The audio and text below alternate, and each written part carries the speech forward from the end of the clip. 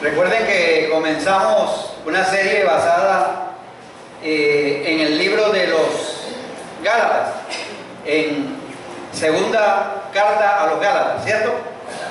Nada más hay una. Una sola. Ok. Muy bien, o sea, entonces es una sola, es una de las primeras. La primera es la única carta o la epístola a los Gálatas, escrita por el apóstol Pablo. Entonces vamos a orar y vamos a hacer un breve resumen de la charla anterior para que le agarremos el hilo nuevamente y veamos también lo que tiene que ver hoy con parte de esa enseñanza. Señor, aquí estamos conscientes de que tú te has revelado, te has dado a conocer a tu palabra, a través de tu palabra, y que has inspirado, Señor, estas sagradas escrituras para nuestro provecho. Instrúyenos, Señor, redargúyenos, y que a través de ella podamos llegar a ser enteramente preparados para toda buena obra. Gracias por la obra del Espíritu Santo en iluminarnos y en hacernos entender estas verdades que están allí para nosotros hoy. En el nombre de Cristo Jesús. Amén. Cuando uno lee la carta a los Gálatas, sobresalen por lo menos tres palabras que son muy recurrentes. Es la palabra evangelio, la palabra gracia y la palabra ley. O sea, es recurrente en la carta a los Gálatas. Entonces vamos a ver un breve resumen allí en la lámina número 6 al 10.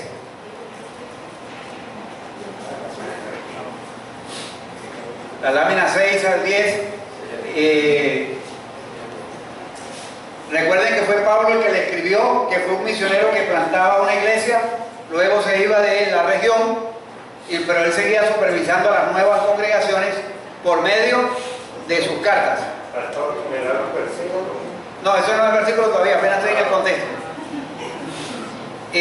La carta fue escrita a hermanos que estaban en el área de Galacia, lo que hoy, en el Asia Menor, lo que hoy es Turquía.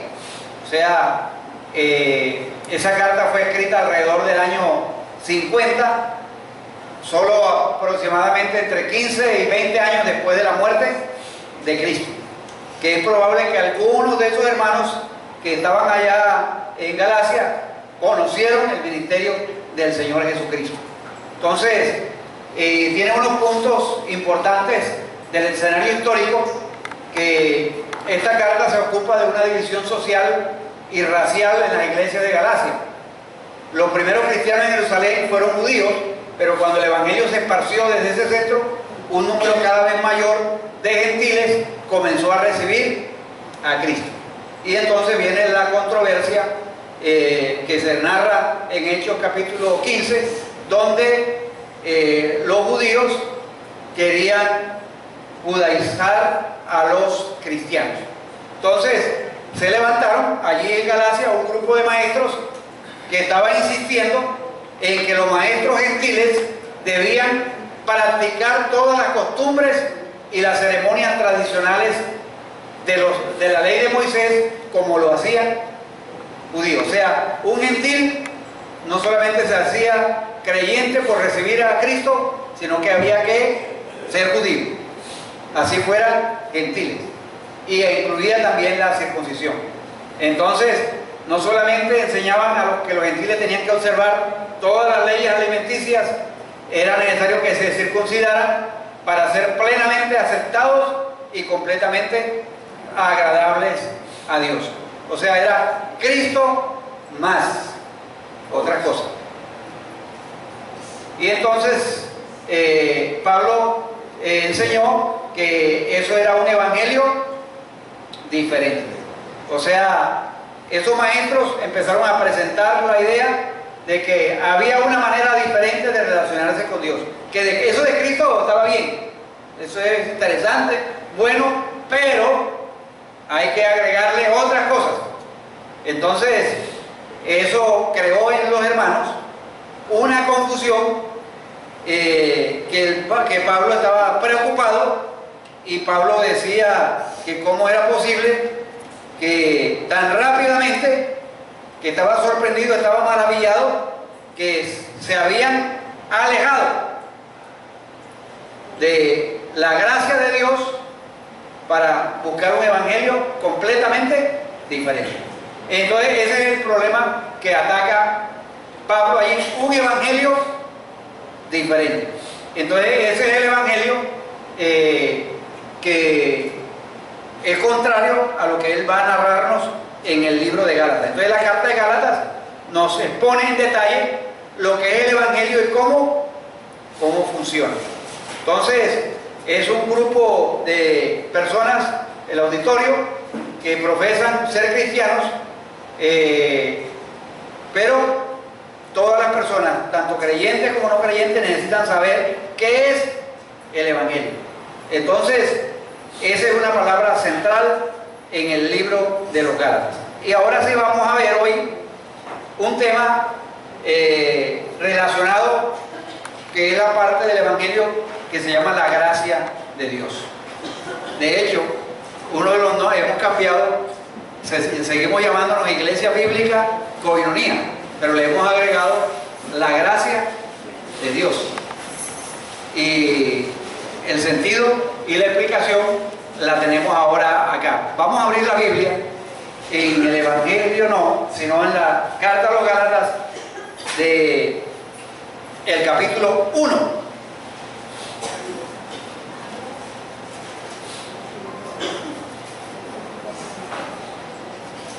Vamos a leer del versículo 11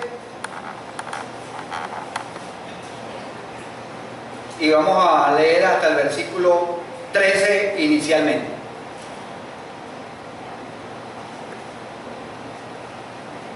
Gálatas 1, 11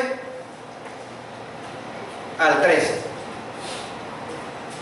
Mas os hago saber, hermanos, que el evangelio anunciado por mí no es según hombre, pues yo ni lo recibí ni lo aprendí de hombre alguno, sino por revelación de Jesucristo. Porque ya habéis oído acerca de mi conducta en otro tiempo en el judaísmo, que perseguía sobremanera a la iglesia de Dios y la asolaba. Entonces Gálatas nos presenta a través de Pablo una autobiografía. Esta sesión va hasta el versículo 21 del capítulo 2 como una autobiografía y experiencia de Pablo antes y en medio de la conversión y después de la conversión. Entonces no es algo extraño que Pablo usara lo del testimonio. Es muy común en las cartas de Pablo y en el libro de los Hechos, por lo menos creo que en 3 ocasiones Pablo, ante autoridades y siempre apela a su testimonio de cómo Dios lo encontró, cómo Dios lo encontró. Entonces, por favor, pásanos al otro. Y vamos a leer este versículo, estos 2 versículos. Yo quisiera que alguien en la Reina Valera los leyera, luego yo lo voy a leer en esta versión. El tema de hoy es la gracia de Dios. Por favor, alguien, Deuteronomio, no Deuterodemonio, sino Deuteronomio, capítulo 7, versículos 7 al 8. Alguien, por favor, se coloque en pie. A ver, Marley, ¿lo va a leer? No por ser vosotros más que todos los pueblos os ha querido Jehová y os ha escogido, pues vosotros erais el más insignificante de todos los pueblos, sino por cuanto Jehová os amó y quiso guardar el juramento que juró a vuestros padres, os ha sacado Jehová con mano poderosa y os ha rescatado de servidumbre de la mano de Faraón, rey de Egipto. Eso es una verdad que Dios se la recuerda al pueblo de Israel y que siempre debemos recordarla a nosotros. Que Dios ha obrado siempre de esta manera. El Señor otra versión, una paráfrasis de lo que acaba de leer Marley. El Señor se encariñó contigo y te eligió, aunque no eras el pueblo más numeroso, sino el más insignificante de todos. Pero fue porque el Señor te ama. En otras palabras, no es por lo grande que era el pueblo de Israel, lo numeroso, lo espectacular, lo fuerte, sino simplemente porque a Dios le agradó. Eso se llama gracia. O sea, a Dios le agradó escoger a Israel, porque el pueblo de Israel en el momento se trataba como de engrandecer y pensar, o sea, es que Dios nos escogió a nosotros, es porque nosotros sí guardamos la ley, es porque nosotros sí, y eso puede pasarnos a nosotros a través de la vida. Es porque yo tengo dones, es porque yo hago esto, es porque yo hago lo otro. O sea, Dios nos escogió y nos eligió por su pura gracia. Somos el objeto de la gracia de Dios. Entonces, por favor, sigue Marley. No es porque vosotros seáis el pueblo más numeroso, sino que eras el pueblo más significante de todos. Dios, Jehová, os amó y quiso guardar también el juramento que le hizo a sus padres. ¿Se acuerda que le hizo un pacto con Abraham de que iba a bendecir a esa nación? Entonces, se trataba el puro amor de Dios. Entonces vamos avanzando. Hoy vamos a ver cómo Dios escogió y preparó y después llamó a Pablo el orgulloso perseguidor de su iglesia. Entonces la pregunta que me surge a mí, o que me surgió cuando estaba analizando el texto, es: ¿será que Dios escogió y llamó a Pablo y lo preparó porque de alguna manera Pablo era agradable a Dios? ¿Sería por eso? No. Y eso es lo que él empieza a exponer a continuación, que definitivamente no es porque Pablo era un dechado de virtudes, sino porque a Dios le agradó y se deleitó en hacerlo así. Dios ha obrado siempre de esa manera. O sea, es por la pura gracia de Dios. Dios no nos ama porque seamos útiles. Él nos ama sencillamente porque a Él le place. Esa es la única clase de amor en la que siempre podemos nosotros estar seguros. Por supuesto, ya que esa es la única clase de amor que no es posible que nosotros podamos perder, porque eso es gracia. Ese amor no depende de nosotros. Por eso la Biblia dice: aunque nosotros fuéramos infieles, Él permanece fiel, porque la gracia está radicada en Dios, que nos amó, que nos escogió. Él fue el que se deleitó y es para la gloria de Él. Entonces, eso es gracia. Más adelante vamos a ir perfeccionando una definición y ustedes me van a ayudar a ir puliendo una definición de la asombrosa gracia de Dios. Entonces, este pasaje que estamos meditando y que quiero que tengan las Biblias allá abiertas, nos habla de la asombrosa gracia de Dios.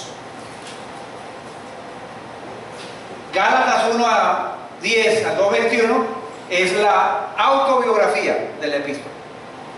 Y muchas iglesias frecuentemente invitan a sus miembros, y aquí lo hemos hecho, por ejemplo, cuando se van a hacer los bautismos, las personas comparten su testimonio de salvación. Y también en ocasiones especiales damos oportunidad a algunas personas que testifiquen de la obra de Dios en sus vidas. Entonces, aquí encontramos al apóstol Pablo compartiendo su testimonio. Esta sección es sobre el testimonio del apóstol Pablo. Pero el compartir ese testimonio tiene un objetivo: es refutar ciertos pensamientos y ciertas enseñanzas que habían estado dando los falsos maestros o ciertos individuos allí en la congregación que estaban enseñando ciertas cosas, y entonces era un testimonio que a la vez compartía su experiencia, pero tenía el proceso de querisma, de enseñanza para corregir algunas cosas que se estaban dando dentro de la iglesia. Es interesante cómo Pablo no solamente usaba su testimonio ante el rey Agripa, ante otros personajes, sino ante las congregaciones para comunicar la asombrosa gracia de Dios. Pablo está compartiendo su experiencia como nuevo cristiano, y esto no es extraño para Pablo. Ya lo hemos dicho que él habla de su conversión y su experiencia, por lo menos en esos dos pasajes, Hechos 22 y Hechos 26, que usted puede meditar en la casa y leerlo. Allí está la experiencia de Pablo. Entonces, el propósito de este testimonio no es para inspirar tanto a la gente, aunque siempre a través del testimonio, por lo general, se busca inspirar, animar y estimular. Pero en este caso, tenía otra finalidad, era para corregir ciertas enseñanzas y ciertas cosas que se estaban dando. Tampoco era para engrandecerse, para mostrarse como el super Pablo, el super apóstol. No, o sea, Pablo siempre trataba de guardar el equilibrio y usaba su testimonio con unos propósitos didácticos. Entonces, ¿por qué está usando Pablo el testimonio aquí en Gálatas? Es para desmentir el reclamo de personas que querían socavar su mensaje. Recuerden que Pablo fue el misionero que fundó esas iglesias, y él había dado enseñanzas, y esas iglesias estaban reproduciendo las enseñanzas, pero ciertos individuos estaban tratando de socavar, o la palabra que Pablo usa, que es una palabra bien fuerte, yo lo llamo socavar, que eso es suave, pero Pablo decía era pervertir el evangelio de Jesucristo. Entonces, Pablo nos cuenta cómo se convirtió, pero para ser exactos, no tanto es cómo él encontró a Jesús, sino cómo Jesús lo encontró, porque Pablo no estaba buscando a Jesús. Es Dios el que sale al encuentro de él. Entonces, por eso hago la salvedad, cómo Jesús lo hizo su seguidor, porque las intenciones de Pablo eran completamente diferentes a ser un seguidor de Jesucristo. Entonces, en el versículo 7 habla de no que haya otro, sino que hay algunos que os perturban y quieren pervertir el evangelio de Cristo. Entonces, esta era una carta que se leían en la congregación. Llegó la carta del apóstol Pablo, no era que mandaba un mensaje de WhatsApp o Twitter, sino que le llegaba ya el rollo, y había una expectativa, porque las cartas en esa época eran escritas en pergaminos, y llegaba y había una expectativa tremenda, y eran cartas circulares. O sea, una congregación aquí en Galacia, había unas que eran con un destino específico, pero las rotaban para que fuera de edificación a los otros hermanos de las diferentes congregaciones. Entonces están allí expectantes, y Pablo están leyendo allí la carta, y en la carta dice que hay algunos individuos que están haciendo 3 ataques a él, que están pervirtiendo el mensaje que él les compartió, que es el mensaje del evangelio. Entonces, él a través de este testimonio empieza a defenderse. Es una defensa no tanto de él, sino del mensaje que él ha compartido con ellos. Primer ataque. Hay una idea de que entre esos individuos, de que el mensaje del evangelio llegó a través de la propia reflexión de Pablo. Pablo reflexionó, razonó, pensó y cambió su manera de pensar. Entonces, ese era un ataque que había allí, de que no, Pablo ahora es así porque él razonó, reflexionó, pensó y hizo un cambio. Entonces, pero él empieza a narrar y empieza a decir que antes de ser convertido, él era hostil a la iglesia y al cristianismo. El versículo 13 nos dice: porque ya habéis oído acerca de mi conducta en otro tiempo en el judaísmo. Él en el judaísmo, él perseguía sobremanera a la iglesia de Dios y la asoleaba, como dijo un pastor, la asoleaba, o sea, la sacaba al sol. No, la asolaba. ¿Saben qué significa asolaba? Eso es destruirlo, o sea, asolar es pelar, o sea, dejar completamente limpio. No, la Biblia de las Américas dice destruir. Exactamente, o sea, completamente. Y eso implicaba básicamente casi destruir todas sus raíces, todas sus bases. Y esa era la actitud y el pensamiento del apóstol Pablo. Él quería destruirla. Así que no fue el resultado de un proceso gradual de discusión ni de revisión, sino que él iba en mente destruir a la iglesia. Y de hecho vamos a ver cómo él participó en la muerte de Esteban y cómo algunos hermanos él los metía presos.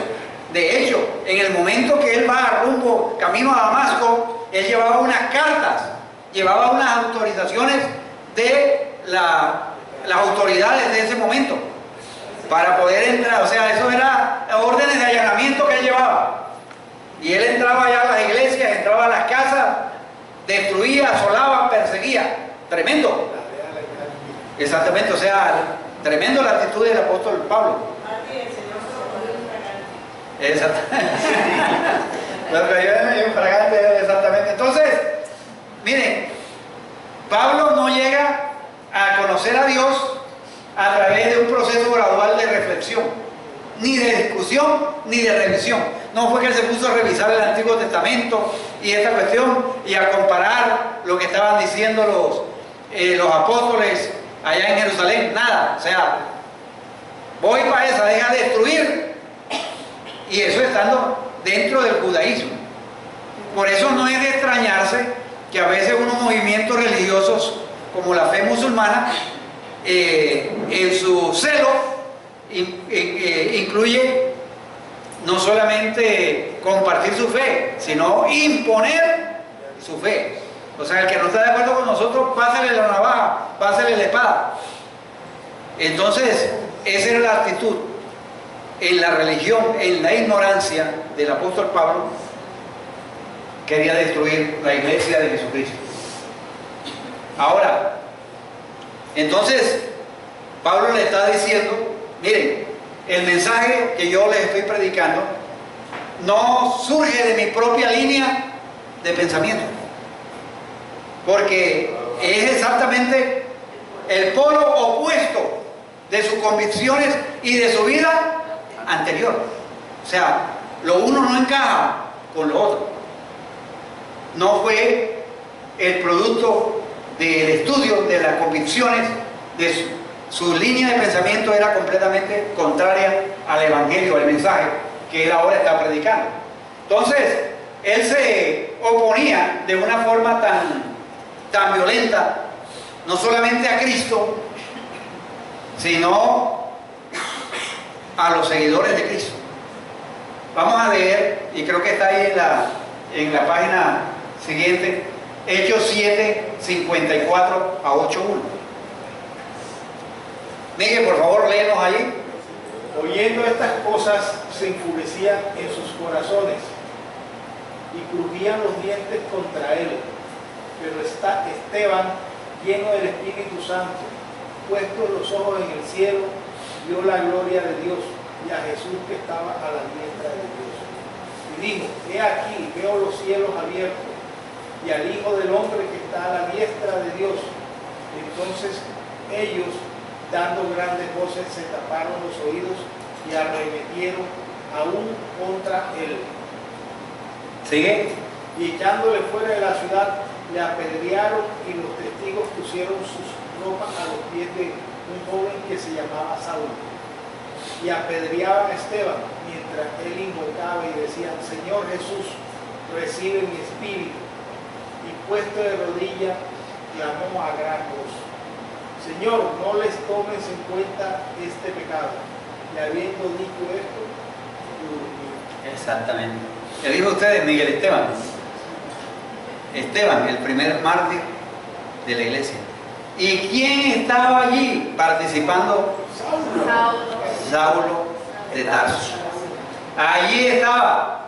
Lo apedrearon y los testigos ponen las ropas a los pies. En ese momento un joven, el joven Saulo. O sea, él vio esa ejecución, porque eso es una ejecución. Lo ejecutaron a punta de piedra. Eso bueno, no está en Villanueva, pero ya en Villanueva ya no tiran piedra, ¿verdad, hermano? O sea, eso se llama lapidación. Lapidación, eso es cruel. Y allí estaba. Entonces, la vida de Saulo era una vida, o sea, una vida violenta, era un hombre violento. Y cuando pienso en eso, pienso, por ejemplo, en los grupos armados paramilitares, muchas veces que llegaban a ciertos lugares. O llegan y van ejecutando a las personas en su celo, porque le dijeron por esto por allá. Y acá había todo un motivo aparentemente religioso, pero para destruir la iglesia de Dios. Y ahí estaba Saulo, presenció. Saulo consintió en su muerte. En aquel día hubo una gran persecución contra la iglesia que estaba en Jerusalén. Eso dice el capítulo 8, versículo 1. Eso es el que está allí, el versículo 1. Y Saulo consentía en su muerte. O sea, él estuvo de acuerdo. Consentía quiere decir, eso está bien. Y Pablo, aquí está la ropa como te damos la ropa ahí como testimonio. Y eso era agradable para él. A partir de ese momento, dice la Escritura en Hechos 8:1, que en aquel día hubo una gran persecución contra la iglesia que estaba en Jerusalén. Y todos fueron esparcidos por las tierras de Judá y de Samaria, salvo los apóstoles. Se llama desplazamiento. Un desplazamiento total, tremendo. ¿Y quién era uno de los que orquestaba todo eso? Saulo. Fue un copartícipe. Exactamente. No solamente copartícipe, sino también el ejecutor, ¿cómo se llama? El actor intelectual. Coautor. Exactamente, porque no solamente es el que manda a matar, pero él está siendo participante. Eso es lo que quiere decir. Nosotros entendemos eso en nuestro contexto social y político. Una persona estudiada.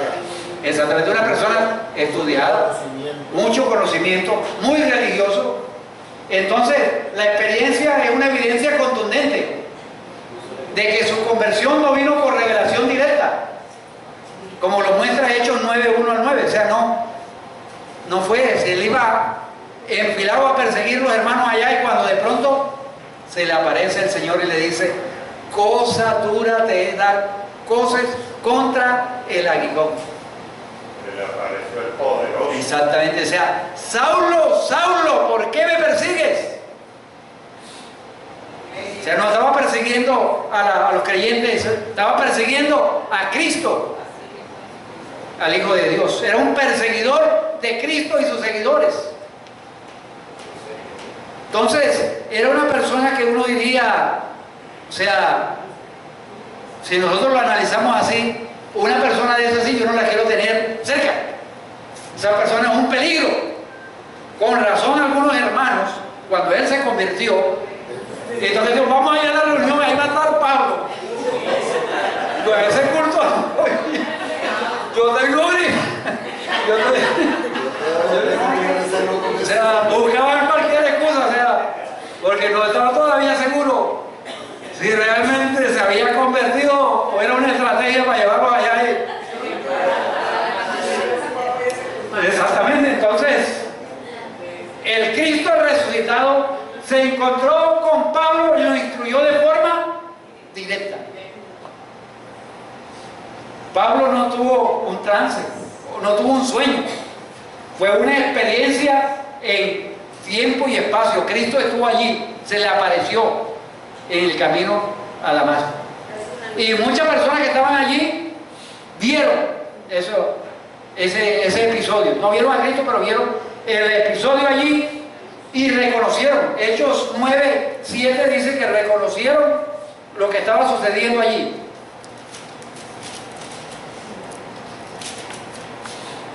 Y los hombres que iban con Saulo se pararon atónitos, oyendo la verdad la voz, mas sin ver a nadie. Allí estaba la presencia de Jesucristo hablando con Padre, con el Señor Jesucristo, con Pablo, y por eso le dijo: yo soy Jesús a quien tú persigues. Él, temblando y temeroso, versículo 6, dijo: Señor, ¿qué quieres que yo haga? Ahí sí estaba apurado. ¿Qué quiere que yo haga? El Señor le dijo: levántate y entra en la ciudad y se te dirá lo que debes hacer. Tremendo, o sea, pero también algo que me llamó mucho la atención al ver eso es que el Señor Jesucristo no lo mandó para que Pedro lo instruyera, no para que los apóstoles estuvieran, sino ve allá a la calle, una dirección le dio. Allá hay un hermano en la calle tal, y ahí vive Ananías. Y Ananías va a poner la mano sobre ti, porque quedó ciego, y sus ojos se van a abrir. Y ese Ananías lo instruyó. Gracias a Dios por esos Ananías. O sea,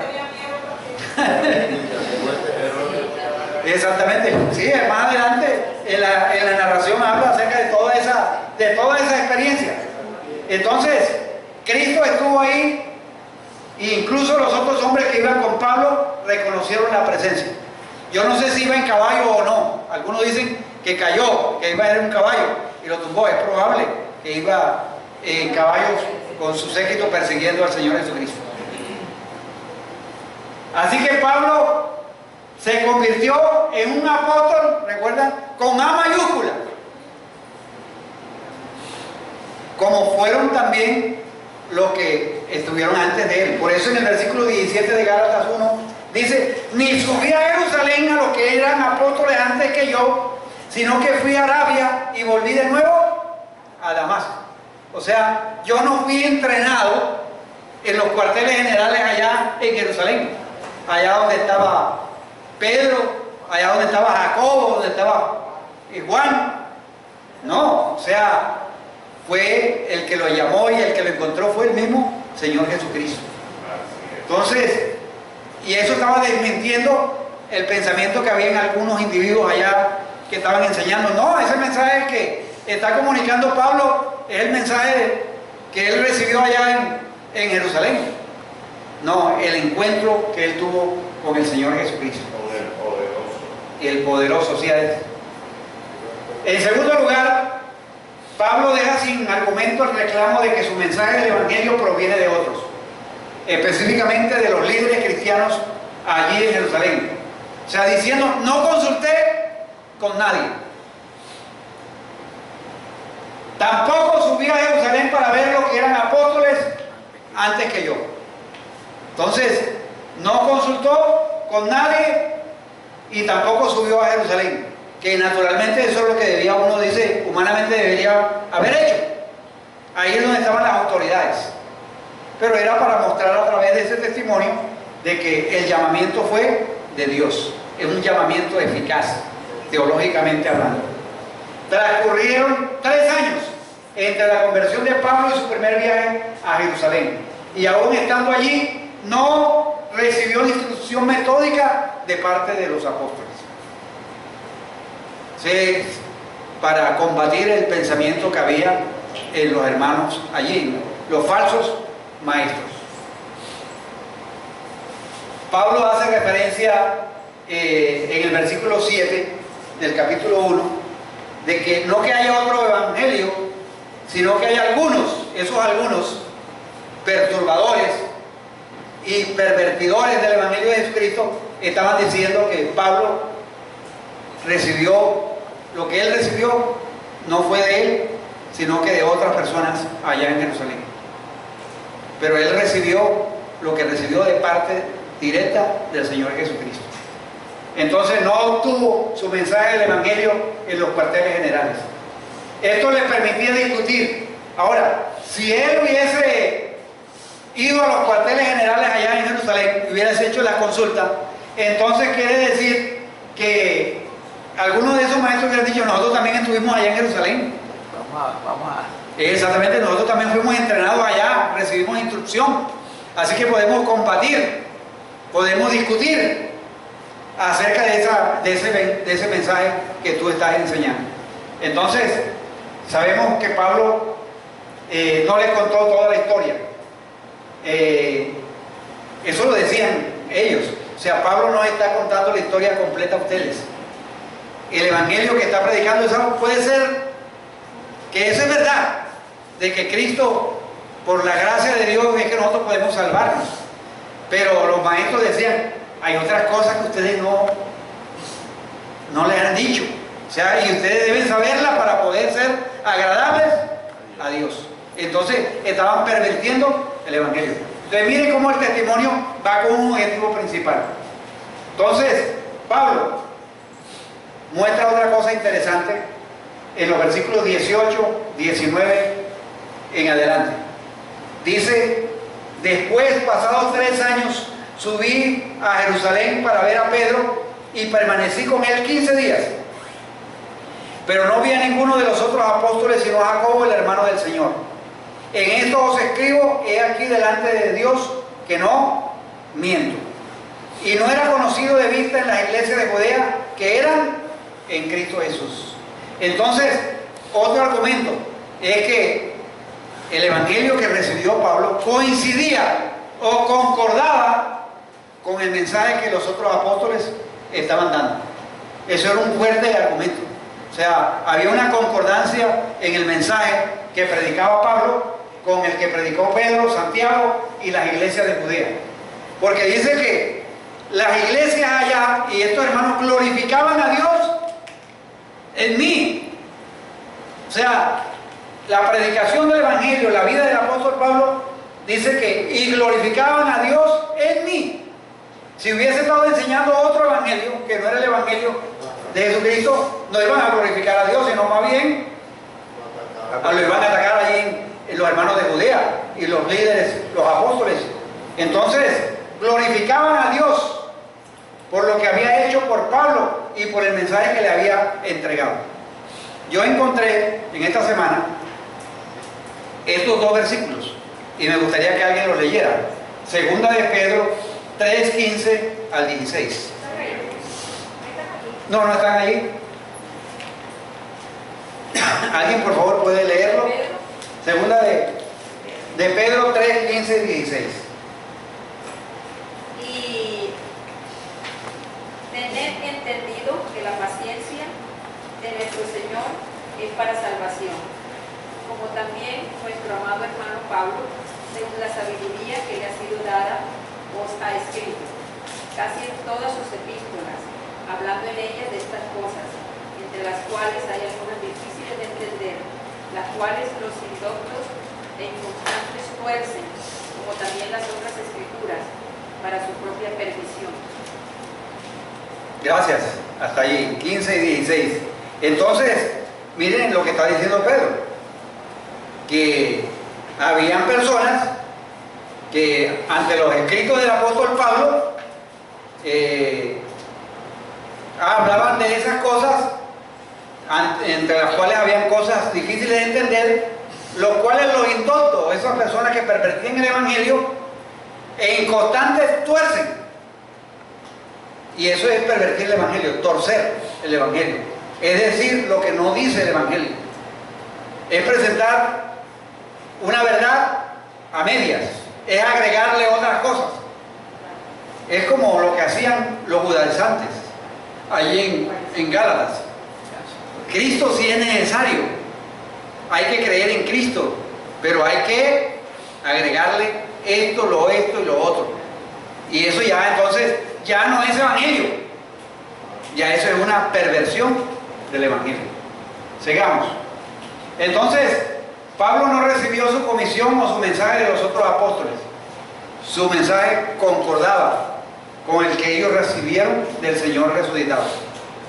Y hay en Lucas 24, 45, 29, hay toda una exposición de lo que realmente era el ministerio y la vida del Señor Jesucristo. Así que este relato excluye algunos reclamos como estos. Algunas personas podrían decir, bueno, eso es lo que Pablo piensa, pero una cosa es la que nosotros pensamos, y como tenemos libre personalidad, ¿cómo se llama? Libre expresión de la desarrollo de la personalidad, yo puedo decir lo que quiera y lo que no quiera, y es igual de válido. El mensaje de Pablo está bien, pero está incompleto. El mensaje de Pablo solo es su mensaje, no es lo que la iglesia enseña en Jerusalén. Y ese es un argumento que usaban algunos.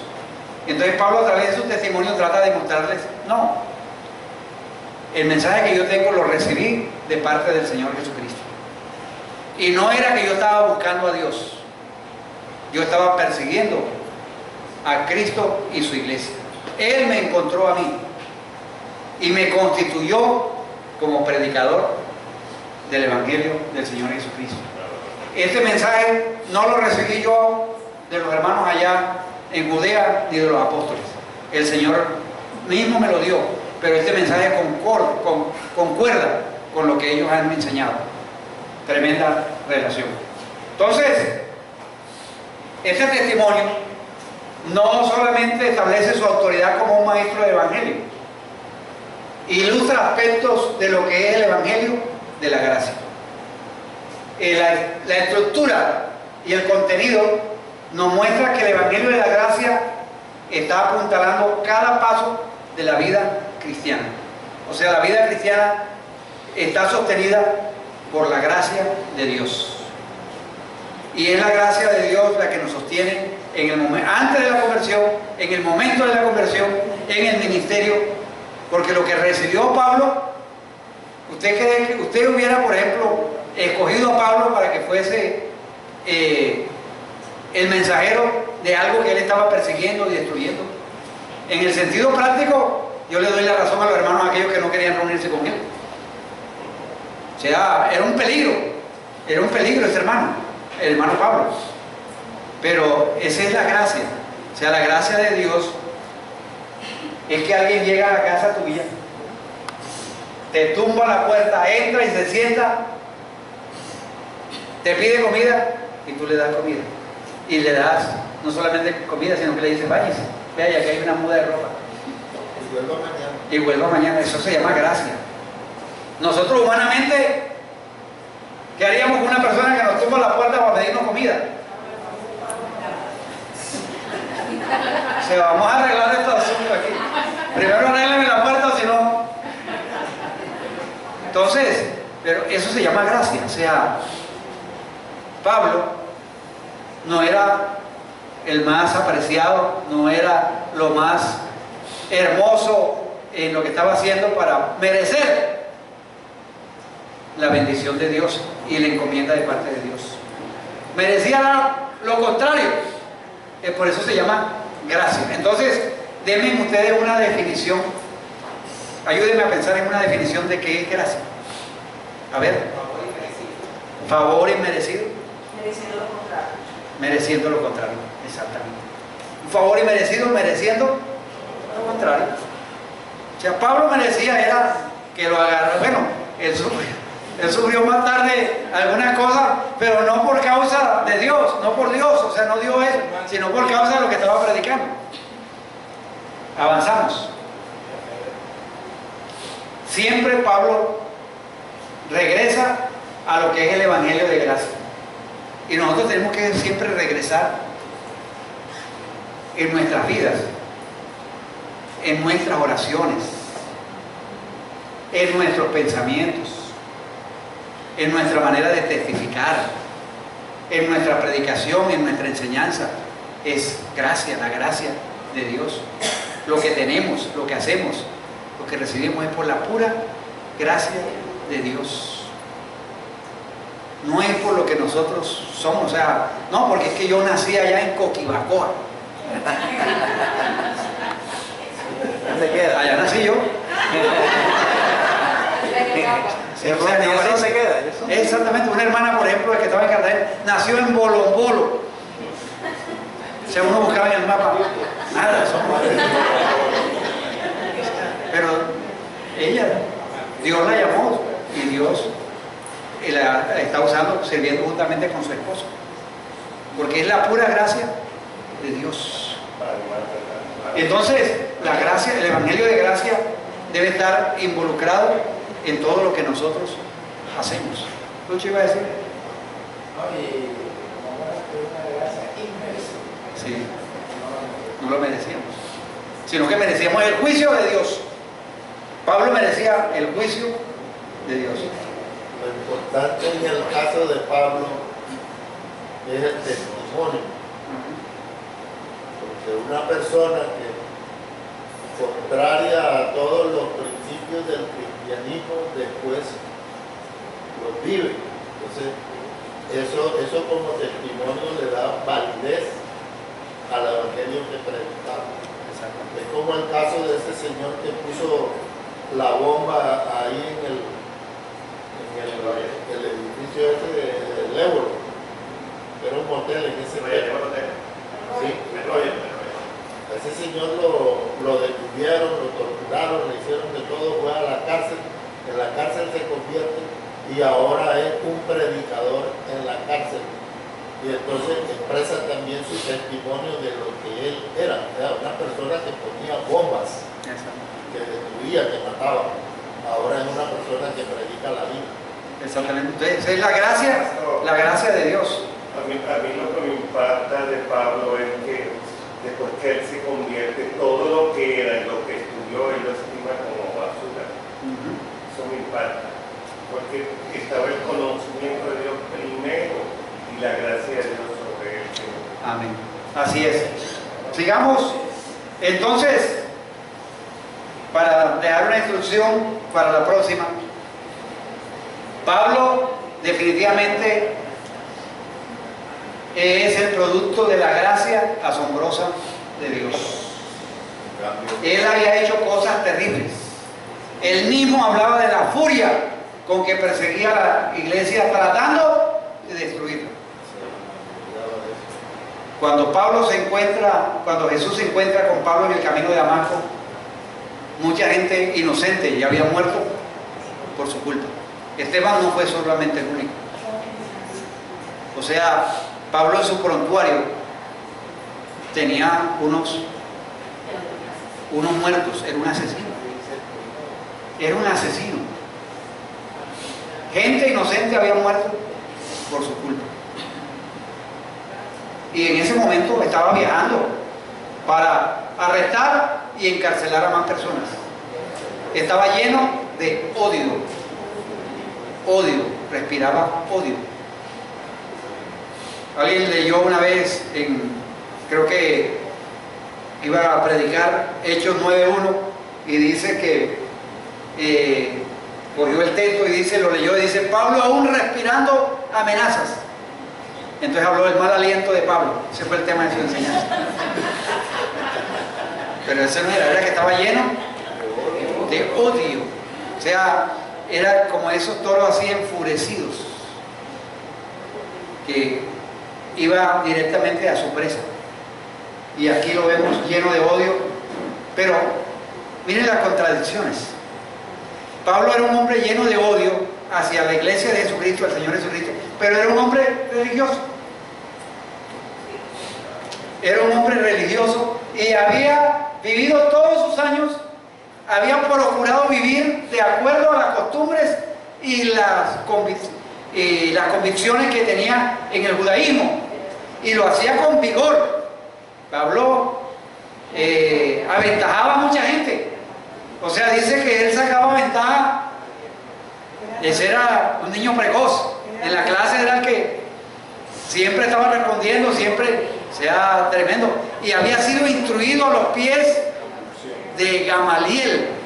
En esa época era como estudiar en Harvard, en Oxford, en esas universidades prestigiosas.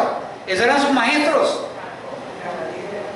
Gamaliel, ese era el hombre el que fue instruido, y él lo cita en una parte, fue instruido a los pies de Gamaliel. O sea, como para que les quede la constancia ahí. Pero Gálatas dice, de mis contemporáneos los aventajaba en su celo por su justicia moral, pero eso no lo había hecho justo delante de Dios. O sea, por eso es que la carta a los romanos, cuando habla de la justificación, es todo una argumentación acerca de lo que él había vivido, de lo que él había enseñado, de lo que él había practicado, que todo era por medio de las obras de la ley, y encuentra que el mensaje que le da el Señor para compartir es de gracia, justificado por la fe. Entonces, el libro todavía de Gálatas no nos ofrece claridad sobre la naturaleza de la enseñanza de estos individuos, pero aquí en el versículo 7 está la primera pista. No que haya otros, sino que hay algunos que os perturban y quieren pervertir el evangelio de Cristo. Y era perturbarlo por la religiosidad. Pensar que entre más religiosos somos, más aceptos somos delante de Dios. Entonces, el testimonio de Pablo nos ayuda a nosotros a entender que los propósitos que había era necesario combatirlos. Los argumentos de que se convirtieran completamente al judaísmo, que guardaran todas las leyes, incluyendo la circuncisión, esa parte religiosa, Pablo la había vivido. O sea, ustedes, en otras palabras, le estaban diciendo a los que estaban allí, escuchando la carta, esos ciertos individuos, miren, a mí no me echan cuenta, porque yo vengo de allá. Yo viví de acuerdo a esos parámetros, y en esos parámetros no pude encontrar a Dios. Dios fue el que me encontró a mí. Entonces, yo conozco sobre el tema, decía Pablo, pero Dios usa circunstancias de la vida. Dios, si quieres adelantar un poquito para citar algo más adelante,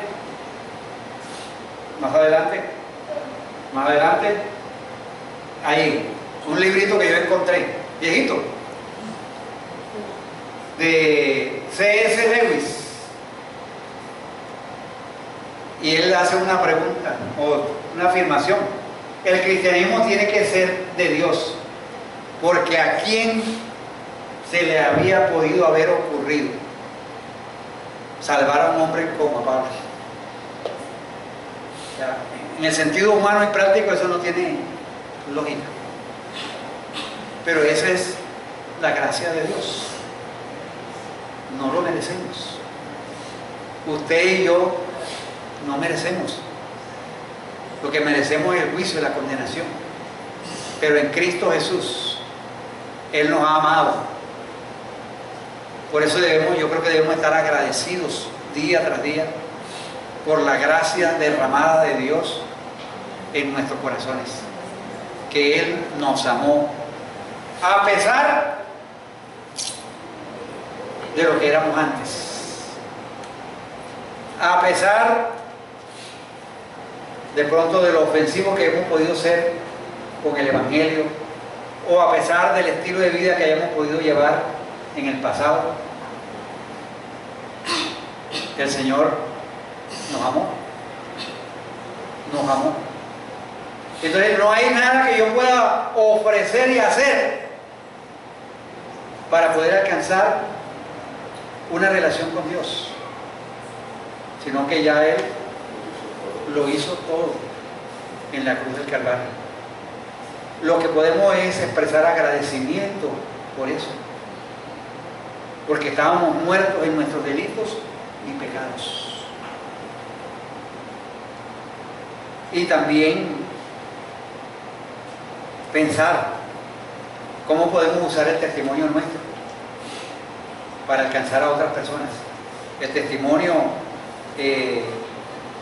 puede ser muy impactante en nuestra vida y puede ser impactante en la vida de otros.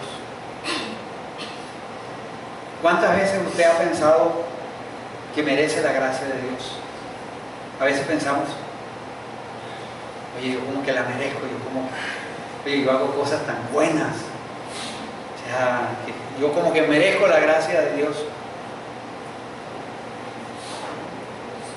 Nada, nosotros no merecemos la gracia de Dios.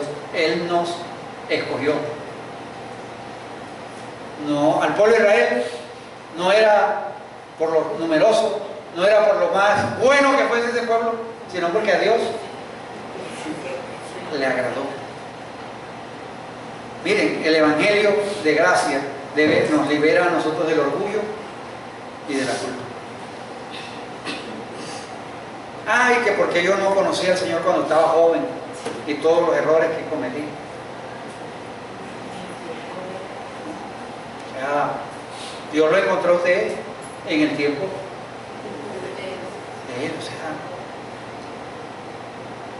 No que yo porque he podido estudiar, que he podido hacer esto y toda cuestión, yo, gracias a Dios, las oraciones mías, o sea, tienen cierto poder. O como me dijo una hermana, ay hermano, ore que usted es pastor y las oraciones suyas llegan más rápido. Tiene palanca, tiene palanca. Tiene palanca, tiene influencia. No, la gracia de Dios le permite a usted acercarse libremente a Dios y Él le escucha. Entonces también hay cosas antes de nuestra conversión que Dios las usa hoy en día. O sea, cosas que Dios las está usando hoy para su honra y su gloria. Todo ese aprendizaje de la ley, todo ese conocimiento de la ley, todo ese celo, todo ese fervor del apóstol Pablo, ahora Dios lo canaliza por el lado positivo. Por eso es que él se atreve a decirle a los hermanos, estoy maravillado, maldito el que pervierte el Evangelio de Cristo. O sea, ese era el mismo fervor y la misma pasión que él tenía antes, cuando era malo. Ahora lo está usando para el bien. Entonces, hay cosas, por ejemplo, estudios que uno hizo, o sea, que uno en el pasado uno dice, bueno, ¿yo para qué estudié eso? O sea, pero resulta que en el presente Dios utiliza eso para la expansión del Evangelio, para usarlo para su honra y su gloria. Entonces, Dios nos equipa. Recuerden que Pablo dice la Escritura que Dios lo llamó, no solamente fue en el momento del encuentro allí en camino a Damasco, sino que Dios lo había llamado antes de nacer. Y eso es la gracia de Dios. Definitivamente eso es la maravilla del Evangelio, que Dios nos ha llamado. Dios nos ha dado un mensaje para compartir con otros. Entonces, que Dios nos ayude a valorar. Y yo digo que yo estoy de acuerdo con Lewis. Lewis es el autor de Narnia y de varios libros. A Dios se le ocurrió llamar a Pablo. Eso es gracia. Porque la persona menos que si hubiésemos pedido una hoja de vida para constituirlo en predicador, al ver la hoja de vida de Pablo, no, eso no llena la expectativa, no, eso es un riesgo, tener a Pablo de predicador del Evangelio, eso es un riesgo tremendo que corremos aquí quedamos sin empleo todo el mundo. Pero a Dios se le ocurrió, porque eso es gracia. Usted y yo somos objeto de la gracia de Dios. Cerremos nuestros ojos.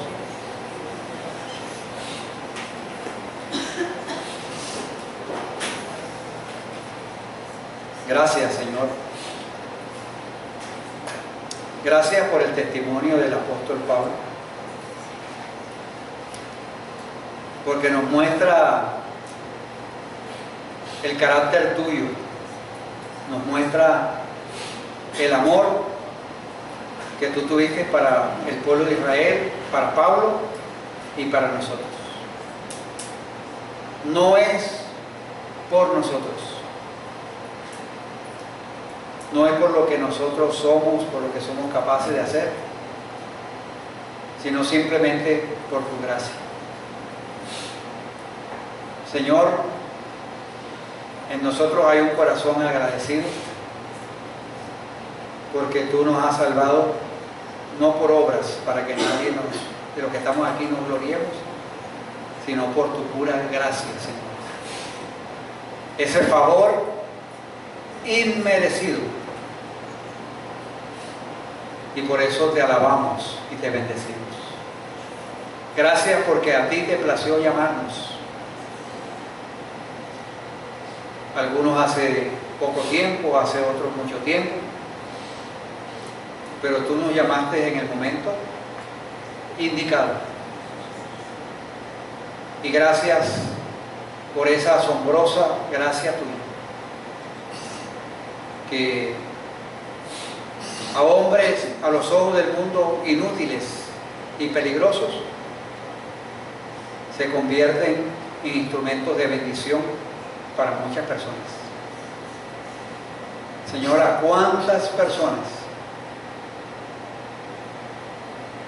el ministerio del apóstol Pablo ha bendecido a través de la historia? Y nos sigue todavía impactando sus cartas, sus enseñanzas. Ayúdanos, Señor, a glorificar a Dios a través de la vida de las personas, como glorificaban los hermanos de Judea y los apóstoles sobre la vida de Pablo, y glorificaban a Dios, porque al fin y al cabo la gracia es para que tú te lleves todo el honor y toda la gloria, porque no es del que corre, no es del que llega primero, es de tu gracia que nos sostiene. Señor, alabamos y bendecimos tu nombre en esta mañana. Guárdanos, Señor, día tras día, de predicar otro evangelio diferente al que hemos recibido, que es por gracia. De gracia recibimos y de gracia compartimos.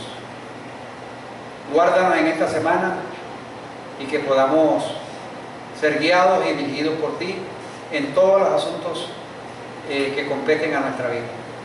Gracias, en el nombre de Jesús. Amén. Amén. Todavía nos quedó otro pedacito ahí, pero ahí vamos avanzando.